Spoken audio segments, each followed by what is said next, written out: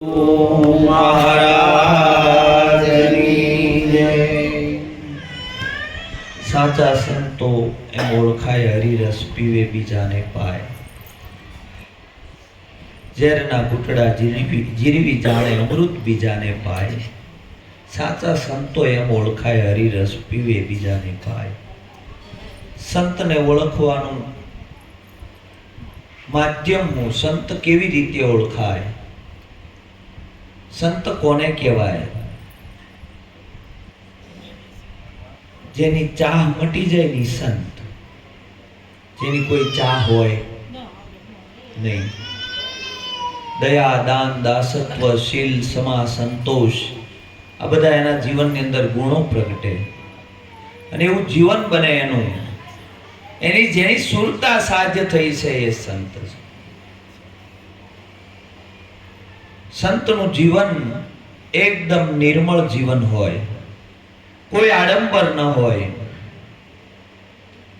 કાંઈ પણ આડંબર હોય તો એને સંત ના કહેવાય। સંતના જીવનની અંદર કોઈ આડંબર હોય નહીં। સંતો આપણને મળે ને એટલે સંતો આપણને છૂટા કરે, સંતો આપણને ક્યાંય બાંધે નહીં, બરોબર છે? સંત તમને છૂટા કરે, મુક્ત કરે, તમને મુક્ત દશાની જે મોજ કરાવે, મુક્ત દશાનો જે આનંદ અપાવે એ સંત છે।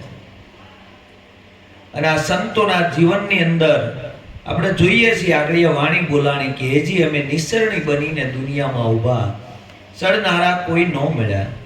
સંતો તો આ જગતની અંદર નિસરણી બનીને ઊભા છે, પણ સંતોનો વારસો કોઈને લેવો નથી। સંપત્તિનો વારસો બધા લેશે, પણ સંસ્કારોનો વારસો કોઈને લેવો નથી। અને આપણે જે બાળકોને સંપત્તિનો વારસો આપવો છે, સંસ્કારોનો વારસો આપવો નથી। જો સંસ્કારોનો વારસો હશે તો સંપત્તિ ઓટોમેટિક આવશે, પણ સંપત્તિનો વારસો હશે તો સંસ્કાર આવશે કે નહીં એની કોઈ ગેરંટી નથી। આપણે બધા છીએ બાળકોને શું વારસો આપવા માંગીએ છીએ? આપણે જ આપણા હૃદયને પૂછી લેવાનું। આપણું બાળકને ક્યાંક ફરવા જવું હોય, ક્યાંક કોઈ ભાઈબંધ મિત્રો સાથે ફરવા જવું હોય, ગલ્લે બેસવું હોય, તેમાં આપણે ના પાડતા નથી, પણ એ બાળકે કીધું કે મારે ભજનમાં જવું છે, કે હવે તારી ઉંમર નથી બેન। આપણે સંસ્કારોનો વારસો નથી આપતા એટલે આપણે પસ્તાવાનો વારો આવે છે। સંપત્તિનો વારસો ખૂબ આપ્યો, પણ સંપત્તિ હશે તો સંસ્કાર આવશે કે નહીં એની કોઈ ગેરંટી નથી, પણ સંસ્કાર હશે તો સંપત્તિ ઓટોમેટિક આવશે, આવશે ને આવશે। દુલાભાઈ કાગ આ બોમ્બેના એક સિનેમા ઘરની અંદર એનો કાર્યક્રમ, અને એ કાર્યક્રમની અંદર પોતે સત્સંગની વાત કરે છે અને ભજન ગાય છે, અને એમાં એનો દીકરો સાંભળવા આવેલો। આ સત્ય ઘટના ઉપર લખાયેલું ભજન છે। એમનો દીકરો સાંભળવા આવેલો અને થોડીક વાર સાંભળી અને ઊભો થઈને વયો ગયો। ઊભો થઈને વયો ગયો અને પછી કાગ બાપુએ આ વાણી લખી કે હજી અમે નિસરણી બનીને દુનિયામાં ઊભા, સડનારા કોઈ ન મળ્યા।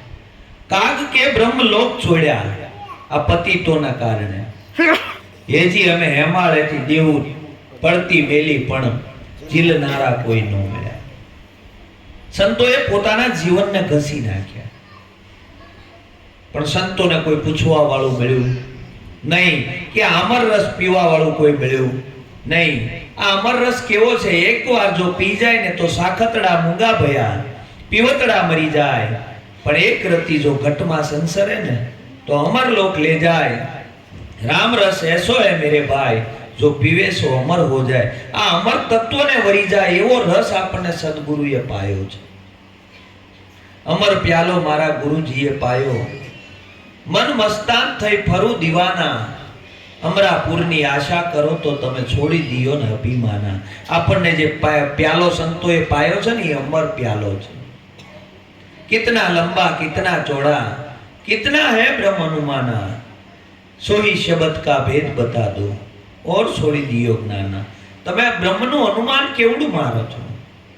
કેવડો છે બ્રહ્મ? કિતના લંબા કિતના ચોડા, એની વાણીમાં પાછો જવાબ આપ્યો पृथ्वी से पહોળा पवन से जीना, आदम है अपरंपारा, लंबा चौड़ा सर्वे बराबर, कायम रहे कीर्तारा।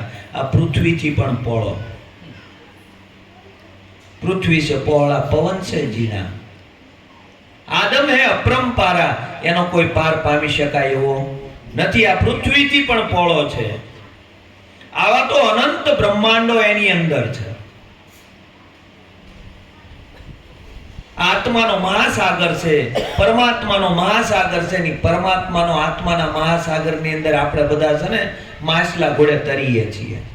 હકીકત આત્મા એક જ છે, આત્મા બે હોય નહીં, આત્મા તૂટક હોય નહીં, મારો આત્મા જુદો ને જીવરાજભાઈનો આત્મા જુદો એવું હોય નહીં। આત્મા આ જગતની અંદર એક જ છે, પરમાત્મા આ જગતની અંદર એક જ છે। જેમ સૂર્ય એક છે, સૂર્ય ઉગે અને પાણીના ઘડા તમે 1000 મૂકી દે તો હજારો પાણીના ઘડાની અંદર પ્રતિબિંબ પડે છે, એટલે પ્રતિબિંબ 1000 પડે છે, એટલે આપણે એમ કહીએ 1000 સૂર્ય છે। 1000 સૂર્ય નથી, સૂર્ય એક જ છે। એમ આત્મા એક જ છે, આત્મા બે નથી। આત્માના ક્યાંય ટુકડા થયા નથી। કીડીમાં નાનું એવું આત્મી છે ને હાથીમાં મોટો જબર આત્મા છે। કીડીમાં એવડો છે ને હાથીમાં એવડો છે। કીડીમાં હાથમાં કે શરીરમાં કદમાં બરોબર એના દેહમાં ફેરફારો છે, પણ અંદર આત્મામાં કાંઈ ફેરફાર છે નહીં। આત્મા તો તમારી અંદર જેટલો છે એટલો જ કીડીની અંદર છે, કીડીની અંદર એ જેટલો છે એટલો જ પશુ પક્ષી બધાની અંદર એક જ આત્મા રમે છે। આત્માના મહાસાગરની અંદર આપણે બધા રમીએ છીએ, પણ આ સમજણ આપે કોણ? કોઈ સંતને પૂછે તો કોઈ સંત એને આ સમજણ આપે કે આત્મા કઈ રીતે વ્યાપક છે। હકીકત આત્માના મહાસાગરમાં રહીએ છીએ અને આત્માને ગોતીએ છીએ। પરમાત્માના મહાસાગરમાં આપણે રહીએ છીએ અને પરમાત્માને ગોતીએ છીએ। પાણી મેં મીન પ્યાસી મુझे देखत आवे हासी, कबीर साहेबे લખ્યું। आत्मज्ञान विना नर अंधा भटके मथुरा काशी, पानी में मीन प्यासी मुझे देखत आवे हासी। પાણીની અંદર માછલું છે ને પાછું તરસ્યું છે, એટલે આપણને દાંત આવે કે ભાઈ પાણીમાં રહેવા છતાં તરસ્યું। આપણે આત્માના મહાસાગરમાં રહીએ છીએ અને પાછો આત્માને ગોતીએ છીએ। બ્રહ્મમાં રહીએ છીએ આપણે અને બ્રહ્મને ગોતીએ છીએ। મોટામાં મોટી ભૂલ છે આપણી। હકીકત છે જ, જે મળેલો જ છે એને મેળવવાનો હોય નહીં, બરોબર છે। એને ગોતવા માટે તમારે એક ડગલું આગળ પણ નથી જવાનું, એક ડગલું પાછળ પણ નથી જવાનું। તમે જ્યાં છો ત્યાં એની હાજરી છે, પણ આપણી અંદર એટલા બધા આવરણો પડ્યા છે, આવરણોના કારણે એનું દર્શન થતું નથી। સદગુરુ મળે એટલે તમારા આવરણોને ભેદી નાખે। તમારી અંદરથી કોઈ વસ્તુ સદગુરુ કાઢતા પણ નથી અને તમારી અંદર કોઈ વસ્તુ ઉમેરતા પણ નથી। જેમ છે એમ પોતાનું સ્વરૂપ પોતાને નક્કી કરાવી દે, જોઈ લે। આવી રીતે પરમાત્મા સર્વ વ્યાપક છે। શસ્ત્ર જેને કાપે નહીં, પાણી જેને ભીજવે નહીં, અગ્નિ જેને બાળે નહીં, જે અજન્મા છે, જે જન્મતો પણ નથી, મરતો પણ નથી। કૃષ્ણ ગીતામાં એક બાજુ એમ કે હું જન્મતો નથી, મરતો નથી। શસ્ત્ર મને કાપે નહીં, પાણી મને ભીજવે નહીં, તો મથુરા જેલમાં જન્મો એ કહ્યો, પ્રાચીના પીપળે જરા નામના પારધીએ બાણ માર્યું અને દેહ પડી ગયો। ઈ કૃષ્ણ કહ્યો ને એ અર્જુનને જ્ઞાન આપ્યું, હું જન્મતો નથી, મરતો નથી, ઈ કૃષ્ણ કહ્યો। ક્યારેય વિચાર કરતા નથી, જો વિચાર કરે તો એ એની ખોજ કરે। સ્વામી વિવેકાનંદના જીવનની અંદર આવી તલપ લાગી કે પરમાત્મા તત્વ શું છે, જે આવતું નથી, જાતું નથી, બરોબર છે। આ તત્વને પામવા માટેની એવી તલપ લાગી, એવો અંતરમાં વિરહ લાગ્યો, એટલે ગમે ત્યાં સત્સંગમાં જઈ અને બેહી જાય। સત્સંગ હાલતો હોય અને જે 15 મિનિટ સત્સંગ સાંભળે એટલે ઊભા થઈને પૂછે, બાપજી તમે જે આત્મા પરમાત્માની વાત કરો છો એને તમે ઓળખો છો? આમેથી કઈ જવાબ આવે નહીં, એટલે ત્યાંથી ઊભા થઈને નીકળી જાય। પાછો ગમે ત્યાં સત્સંગ હોય ત્યાં જઈને બેહી જાય। 10-15 મિનિટ સુધી સાંભળે પરમાત્માની વાતને, અને પરમાત્માની વાતને સાંભળતા સાંભળતા ઊભા થઈને પૂછે કે બાપજી તમે જેની વાત કરો છો એને તમે જોયો છે? કોઈ જવાબ મળે નહીં। એમ કરતા કરતા ફરતા ફરતા એને કોઈએ કીધું રામકૃષ્ણ પરમહંસ આત્મા પરમાત્માની વાત કરે છે અને બહુ સરસ સત્સંગ કરે છે। જૈન સભામાં બેહી ગયા। 15 મિનિટ જે સત્સંગ આલ્યો છે ત્યારે વિવેકાનંદ ઊભા થઈ અને રામકૃષ્ણ પરમહંસને કે બાપજી તમે જે પરમાત્માની વાત કરો એને તમે જોયો છે? રામકૃષ્ણ પરમહંસ કે હા. જો આવો જાગૃત પુરુષ મળવો બહુ મુશ્કેલ છે. આને સીધું જ કીધું હા. અરે કે બાપજી હું વાત કરો, મને આજ સુધી કોઈએ કાંઈ કીધું નથી, તમે એમ કહો જોયો છે? કે હા. કેવી રીતે જોયો? કે તને જોઉં છું ને એમ જ જોયો છે. તને જેમ હું જોઉં છું એમ જ મેં જોયો છે. કે બાપજી એવું વાત છે? તો એ આત્માની મને ઓળખાણ કરાવો, એ પરમાત્માની મને ઓળખાણ કરાવો. એ કે ઓળખાણ હું તારા ઘરે મોકલી દઉં, પરમાત્માને તારા ઘરે મોકલી દઉં. અને વિવેકાનંદની આંખમાં આંસુ આવી ગયા. હું બાપજી વાત કરો છો? હા હા તારા ઘરે મોકલી દઉં, તારા ઘરે તારું સરનામું આપ. અને વિવેકાનંદ જ્યાં રહેતા હતા એનું એને સરનામું લખીને આપ્યું. એટલે વિવેકાનંદને રામકૃષ્ણ પરમહંસે કીધું કે ભાઈ આ તો તારા દેહને રહેવાનું સરનામું છે, તારું સરનામું આપ. અને વિવેકાનંદે હાથ જોડ્યા, બાપજી મારા સરનામાની મને ખબર નથી, હું કોણ છું એ મને ખબર નથી, બાપજી મને મારી ઓળખાણ કરાવો. બસ એ કે તું છો એ જ પરમાત્મા છે, બરોબર છે. એની એને શાન કરી દીધી અને શાનમાં ભાન થઈ ગઈ.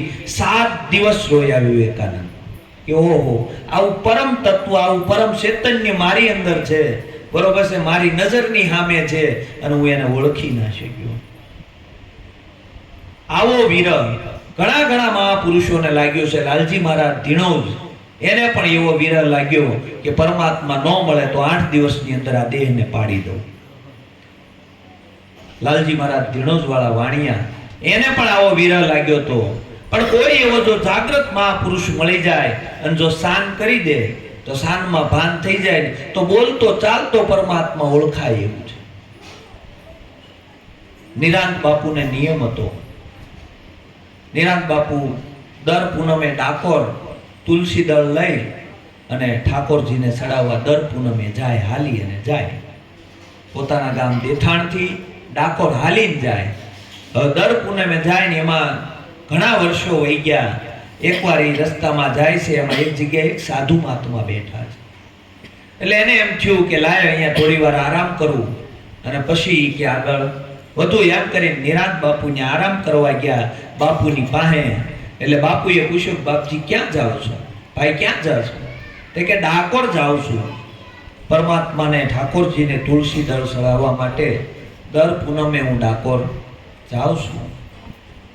તો કે તમે ડાકોર જાઓ ત્યારે પરમાત્મા આવો એમ કહે છે કે આ મહાત્મા કંઈક સટકી ગયું લાગે છે. એ કે આવો આવો કે તમને પાણી પાય. અરે કે બાપજી એવું થોડું હોય. અને નિરાંત બાપુને થયું આ કોક નાસ્તિક માણસ છે, અહીંયા ઊભું રહેવાય નહીં. એમ કરીને નિરાંત બાપુ હાલતા થયા ને એટલે કે તારા ડાકોરના ઠાકોરને અહીંયા બોલાવું તો, તારા ડાકોરના ઠાકોરને અહીંયા બોલાવું તો. અને એને કાને શબ્દ પડ્યો કે આ કંઈક કહેવા તો માંગે છે. જેમ બેહી ગયા પાસે તુલસીના પાન ઉપર ઝુકતી બતાવી અને પરમ તત્વની ઓળખાણ કરાવી દીધી. કિતના લંબા કિતના ચોડા, कितना है ब्रह्म अनुमान, सोई शब्द का भेद बताओ और छोड़ी दियो ज्ञान. पृथ्वी से पौड़ा, पवन से जीना, आदम है अपरंपारा, लंबा चौड़ा सर्वे बराबर. कोईમાં વધારે નથી, કોઈમાં ઓછોય નથી, બધાની અંદર એક જ હરકો પરમાત્મા ગાજી રહ્યો છે. બોલતો ચાલતો જીવતો જાગતો પરમાત્માની ઓળખાણ એને કરાવી દીધી. જ્ઞાન જ આ જ્ઞાન થઈ ગયું અને એ જ્ઞાન પ્રગટ થયું ને નિરાંત બાપુના હૃદયની અંદર નિરાંત થઈ અને એનું નામ નિરાંત પડ્યું. आदम को खुदा मत कहो, आदम खुदा नहीं, लेकिन खुदा के नूर से आदम जुदा नहीं. बराबर से आदम कहता श्वास પણ એના નૂરથી જુદો નથી, એને ખુદા કહેવાય એવું નથી. કારણ કે એ તો પંચ તત્વોમાં છે અને આ તો પંચ તત્વથી પણ પર છે. એવો પરમાત્મા સદગુરુ આપણને ઓળખાયો છે. પણ આપણી જો એવી તૈયારી હોય ને તો કામ થાય, નકર થાય નહીં. જેવી રીતે ઓલી નટડી દોર ઉપર હાલે પણ એનું નિશાન ચૂકે નહીં. જો નિશાન ચૂકે એટલે એથી જાય એમ આપણને નિશાન નક્કી થઈ જવું જોઈએ, આપણને નિશ્ચય થઈ જવો જોઈએ, એવો પૂર્ણ ભરોસો આવે, એવી પૂર્ણ શ્રદ્ધા આવે ને એવું નિશાન નક્કી થઈ જાય, સદગુરુમાં પૂર્ણ વિશ્વાસ બેહે તો આ પદ નક્કી થાય, નકર થાય નહીં. એમ નામ ન થાય. ઓલી નટડી હોય દોર ઉપર હાલી જાય પણ એની ક્યાંય આમ નજર આમ તેમ હોય નહીં, એની એક જ નજર હોય આમ એકદમ સીધી, એક પણ સહેજે આમ તેમ થાય નહીં. આવું અષ્ટાવક્ર જનક રાજાને ત્યાં આ બ્રહ્મનો બોધ લેવા માટે જાય છે. નહીં, સુખદેવજી, જનક રાજા પાસે સુખદેવજી આ બ્રહ્મનો બોધ લેવા માટે જાય છે. જુઓ, જનક રાજા છે એ રાગી છે અને સુખદેવજી ત્યાગી, જન્મના ત્યાગી. જન્મ થયો અને ઓર પછેડો નાખી અને સુખદેવજી નીકળી ગયા. એની માએ કીધું ઊભો રે બેટા, એના બાપાએ કીધું ઊભો રે બેટા, વ્યાસજીએ કીધું ઊભો રે બેટા, એટલે કીધું કોણ બેટો ને કોણ બાપ. એટલે વ્યાસજીએ કીધું મારો દીકરો જ્ઞાની તો છે, બરોબર છે. જન્મતા વ્યાત ઓર પછેડો નાખી નીકળી ગયા અને ત્યારે વ્યાસજીએ કીધું કે તું ભલે જ્યાં જાય ત્યાં પણ તારે ગુરુ કરાવવો હોય તો જનકને કરાવજે. આવું એના બાપાએ કીધેલું. એટલે ઘણું ફર્યા પછી એના બાપાના વચનો એને યાદ આવ્યા સુખદેવજીને કે મારા પિતાજીએ કીધું તું કે જનકજીને ગુરુ કરજે. એટલે આ જનક નગરીની અંદર જાય છે જનકજીને ગુરુ કરવા માટે. એટલે જનકજી ત્યાં જાય છે અને જનકજી એને કહે છે કે ભાઈ તારે બ્રહ્મનો બોધ લેવો જ મારી શરત છે, મારી શરત જો તને મંજૂર હોય તો હું તને આ બોધ આપું. કે કાંઈ વાંધો નહીં બાપજી. કે જો આ તેલનો ભરેલો કટોરો છે, સલ ભરેલો છે, તારે આ તેલનો કટોરો હાથમાં લેવાનો છે અને નગર જોવા જવાનું છે. એક પણ ટીપું જો બહાર ડોળાય એટલે સૈનિકો પાછળ હાલ્યા આવે છે, એ તારું શિર શેદ કરશે, તારું માથું કાપી નાખશે. તે કે કાંઈ વાંધો નહીં બાપજી. અને આ કટોરો લઈને આખું નગર ઘૂમે છે, નગર ફરી અને આવે છે. નગર ફરીને આવે એટલે જનકજી પૂછે છે કે બોલ ભાઈ નગરમાં હું જોયું? એ કે હું જોવે બાપજી, કે તેલના કટોરા સિવાય ક્યાંય સુરતા ગઈ નથી. જો એક ટીપુઈ ઢોળાય ને તો બાપજી કહો ઓલા તરત જ તે તળથી મસ્તક જુદું કરે. એટલે આ તેલના કટોરામાંથી ક્યાંય સુરતા ગઈ નથી. કે આવી સુરતા પરમાત્મામાં રાખશો તો બોધ કરું. તે કે હા બાપજી. તે કે મારી બીજી શરત છે. તે કે બીજી શરત શું છે? કાસા સૂતરના તાતડે મોટી મોટી શિલાઓ બાંધી પોતાના રાજમહેલની અંદર અને નીચે 32 ભાતના ભોજન જેમાં પીરસાણા. એ કે હવે આ ભોજન લ્યો. હવે ઉપર કાસા સૂતરના તાતડે બાંધેલી શિલાઓ અને અહીંયા ભોજન લેવાનું. સુખદેવજી ભોજન લેશે, આમ ઉપર ધ્યાન ઉપર અને ભોજન લેતા જાય. ભોજન પૂરું થયું. તો કે કેવું લાગ્યું? ખાટું, મોડું, તીખું, તળેલું, કેવું તમને લાગ્યું? એમ કેવું ભોજન હતું? તે કે બાપજી ભોજનની તમે ક્યાં વાત કરો?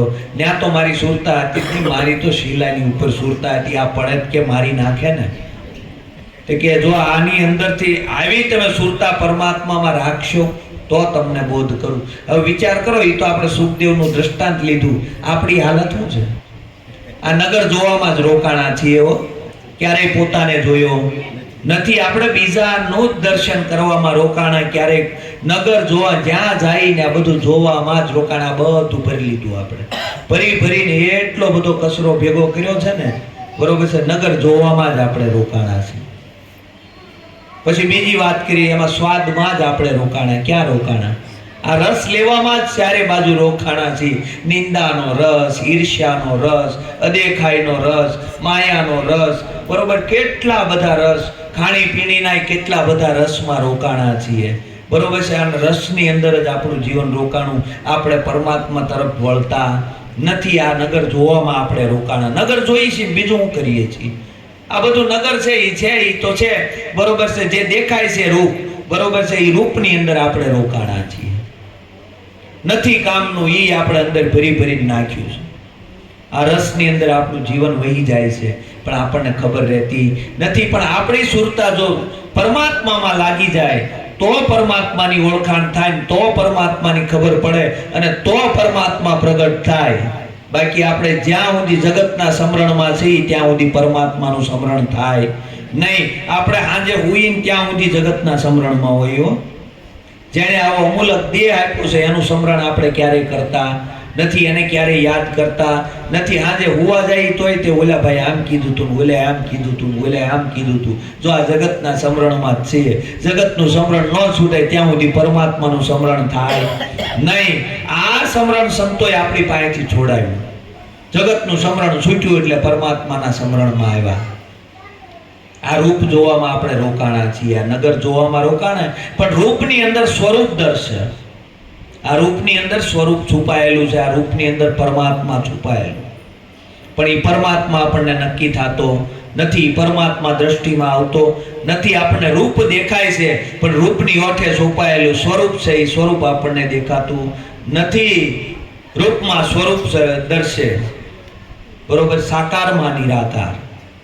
આ બધા સાકાર સ્વરૂપ છે પરમાત્માના. એની ઓઠે નિરાકાર છુપાયેલો છે, પણ એ નિરાકાર પરમાત્મા છે એનું દર્શન આપણને થતું. સદગુરુએ આપણને આર પાર દ્રષ્ટિ આપી છે. કેવી દ્રષ્ટિ આપી?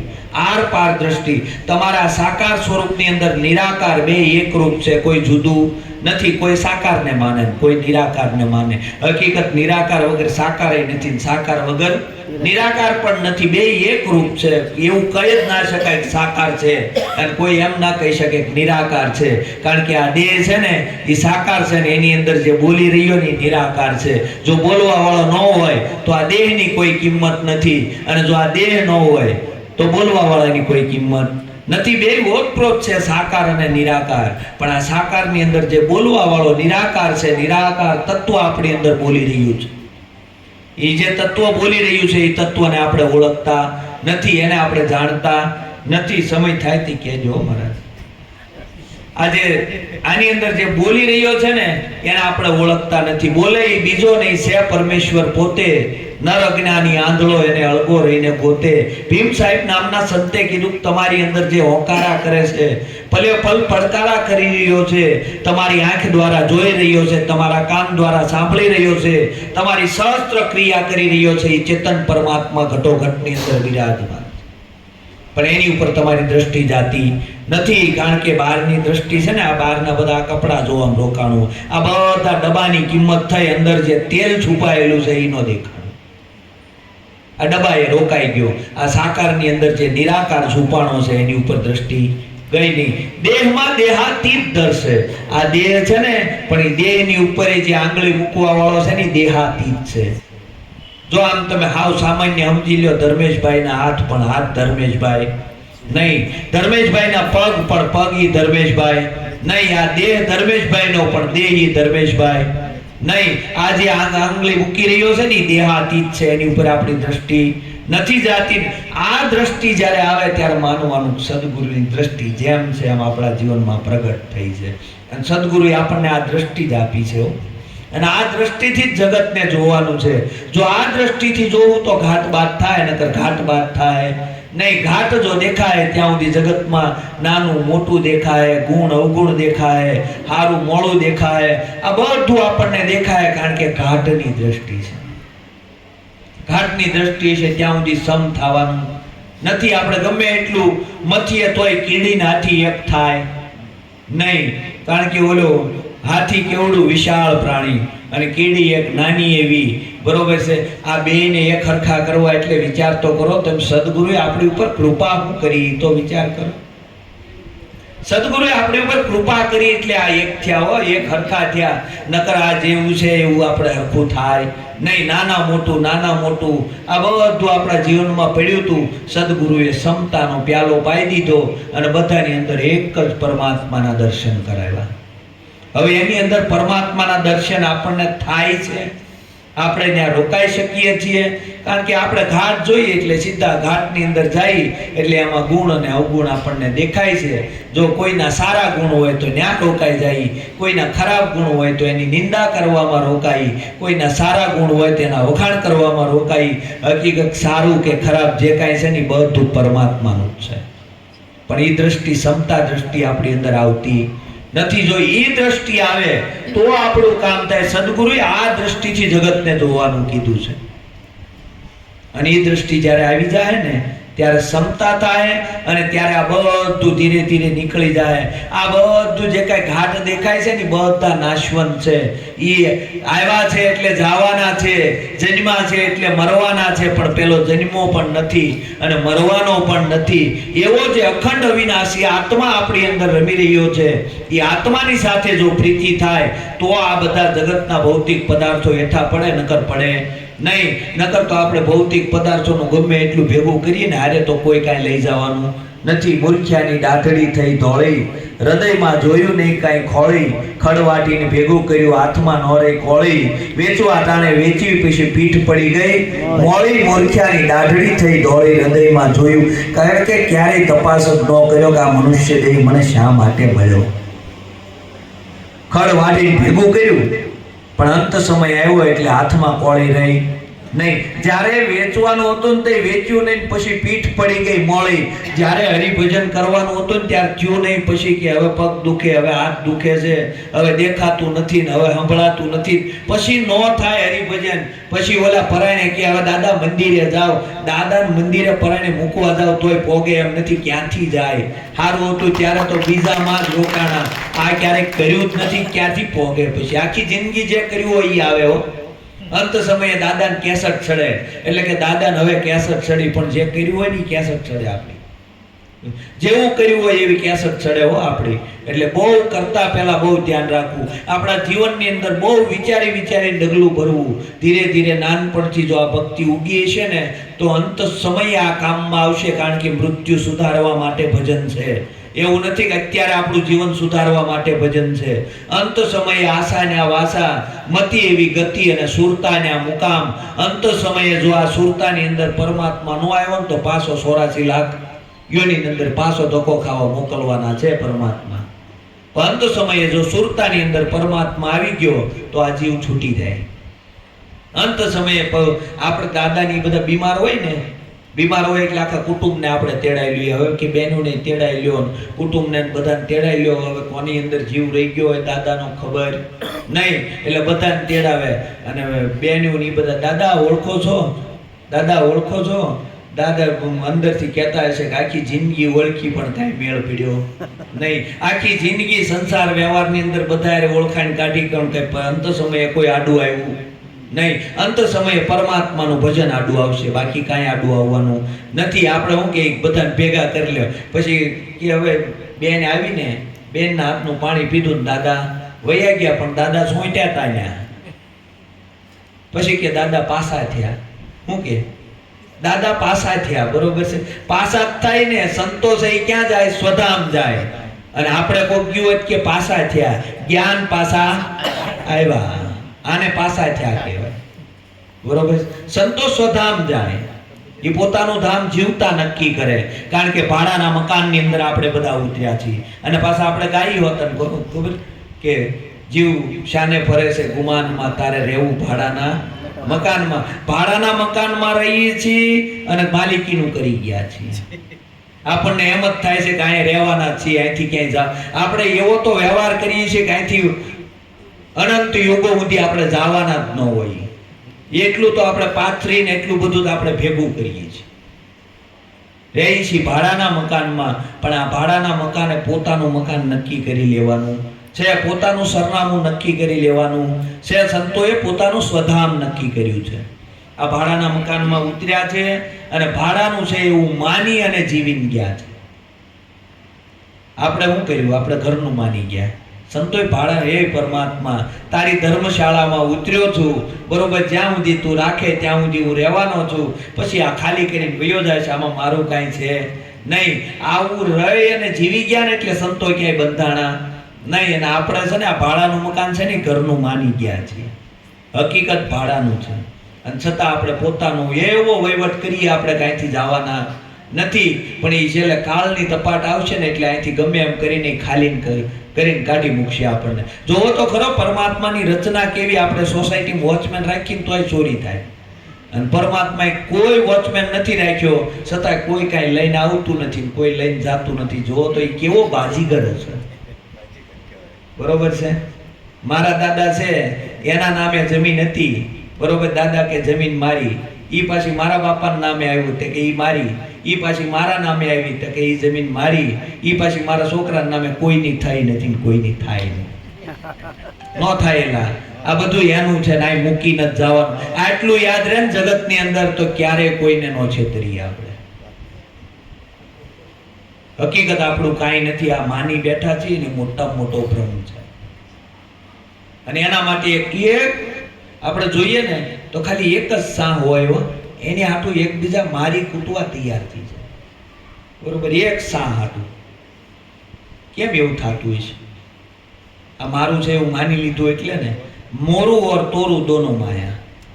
પણ જો એનું થઈ જાય તો જીવવામાં મજા છે. જો પરમાત્માનું થઈ જાય, કે પરમાત્મા તારું છે, બરોબર, તારી વાડીની અંદર હું મજૂરી કરવા આવ્યો છું, આમાં હું કાંઈ લાવ્યો નથી, મારે કાંઈ લઈ જવાનું નથી. જો આવા થઈ જાય તો ભાર હળવો થઈ જાય. પણ ભાર હળવો કરવો જ નથી, માથે પોટલું લઈને જ રખડવું છે.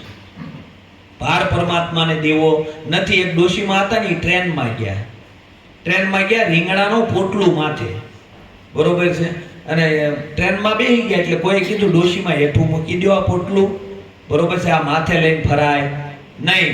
અરે કે પણ આ હેઠું મૂકો, ટ્રેનને વજન ન લાગે. આપણું કંઈક એવું થયું છે, પરમાત્માને પોટલું હોંપતા નથી કે એલા ભાઈ આ પોટલું તો માથે લઈને જ ફરવું પડે ને, બરોબર છે, આ મુકાય નહીં, હું કરું એ જ અજ્ઞાનતા. શકટનો ભાર જેમ શ્વાન તાણે, ગાડાની હેઠે કૂતરું હાલ્યું જતું હોય તો એને એમ થાય કે આ ગાડું હું જ તાણું છું. હકીકત એને ખબર નથી, આ કંદોતર જેવા બે બળદિયા જાય છે, એ ગાડું તાણે છે. આપણને એમ થાય કે આપણે ઘરમાં છીએ ને એટલે આપણા થકી આ ઘર હાલે છે. એટલે તમે નહોતા ને તેદી હાલતું તું, તમે તોય હાલે છે ને, તમે કાલે સવારે નહીં હોવ ને તોય હાલવાનું. આપણા નાનપણમાં જે બાળકોના માતા પિતા ગુજરી જતા છે એને મોટા કોણ કરતું હશે? ક્યારે વિચાર આવ્યો? આપણે એમ કે આપણે ન હોય બાળકોનું શું થાય? પણ જેના નાનપણમાં માવતરો ગુજરી ગયા છે તે મોટા નહીં થતા હોય, મરી જતા હશે. આ આપણે ભાર લઈને ફરીએ છીએ. હકીકત જે છે ભાગ્યમાં એ જ થવાનું છે, એમાં બીજું કાંઈ થવાનું નથી. તમારા ભાગ્યમાં હશે ને તો ગમે ત્યાંથી આવીને મળવાનું છે, અને ભાગ્યમાં નહીં હોય ને તો ગમે એટલું હશે ને એક પેઢી પૂરું થઈ જવાનું છે. તમે જેટલું ભોગવવા આવ્યા છો એટલું જ તમે ભોગવવાના છો, અને છતાં મારું કરીને આપણે મરી જાય છીએ. બહુ વિચાર કરવા જેવો છે કે જો આ ગમે એટલું હશે ને તો એ કામમાં નહીં આવે, પણ જો કંઈક કમાણી એવી કરીએ છે તો એ કમાણી કામમાં આવશે. એટલે સંતોએ કીધું, કરી લે કમાણી હરિ નામની. આવો અવસર તને ફરી નહીં મળે માનવી. આ મનુષ્ય દેહ રૂપી આપણને અવસર મળ્યો છે. અવસર એટલે કે મોકો મળ્યો છે, અને જો આ મોકો ચૂકી જાઉં અને આ જો દ્વાર વયો જાય તો પાછો 84 લાખ યોનિમાં જવાનું છે. એટલે આ મનુષ્ય દેહના મર્મને સંતો દ્વારા સમજી, બરોબર વિચાર કરી અને પરમાત્માના પદને પામી શકાય એવી આ શક્યતાઓ આની અંદર રહેલી છે. મનુષ્ય દેહની અંદર જ આ શક્યતાઓ છે, બીજા કોઈ દેહની અંદર આ શક્યતાઓ નથી. આપણે પાસે વિચાર કરીએ કે ભાઈ આની કરતા કાંઈક હજી સારું થાય, કાંઈક સારું થાય તો હરિભજન કરશું, તો મનુષ્ય દેહથી ઉત્તમ કાંઈ છે નહીં. કારણ કે આનાથી ઉત્તમની વાટ જોતા હોય તો આનાથી ઉત્તમ કાંઈ મળવાનું નથી. દેવો પણ જેની યાચના કરે એવો આપણને મનુષ્ય દેહ મળ્યો છે. જેની કરોડોની કિંમત થાય એની કોઈ કિંમત કરી ન શકે એવો આપણને દેહ મળ્યો છે, ને એના આપવા વાળો જે છે એનો ગુણ આપણે ક્યારેય ગાયો નથી. જેને આપણને આવો અમૂલક દેહ આપ્યો છે એનો ક્યારેય આપણે આભાર માન્યો નથી, એના અર્થે આપણે ક્યારેય રોકાણા નથી. જો આ સમજાઈ જાય અને સંતોના શરણમાં જઈ અને આ પદને જો પામી લે તો આપણું કામ થઈ જાય એવું છે. સદગુરુ મહારાજની